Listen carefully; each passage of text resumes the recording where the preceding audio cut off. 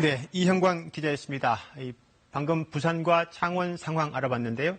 이 시간대를 보면 지금 이 시간부터 내일 새벽 서너 시까지, 그리고 지역으로 보면 특히 동해안 지역이 주의가 필요합니다.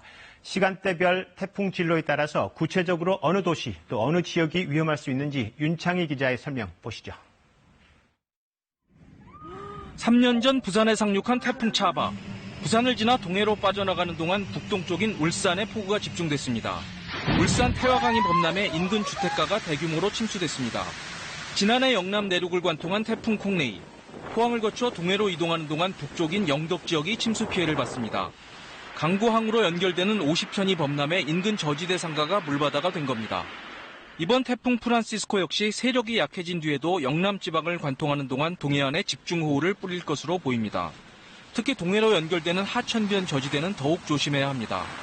태풍이 만든 동풍이 백두대간 등 육상의 높은 산과 부딪혀 더욱 큰 비를 뿌리기 때문입니다. 시간대별로 보면 이 시각부터 자정까지는 울산에서 경북 울진까지 대비가 필요합니다.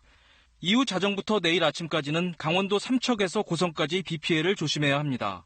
이 시간대에 동해안에 폭우가 집중될 것으로 전망되기 때문입니다. 특히 강원 영동 지역은 내일 오전까지도 시간당 30mm 안팎의 집중호우가 예상되기 때문에 방심하면 안 됩니다.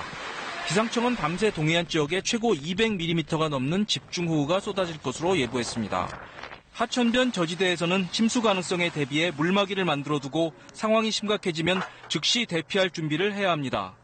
지하 공간의 차량과 시설물도 미리 높은 곳으로 빼두어야 피해를 줄일 수 있습니다. KBS 뉴스 윤창입니다.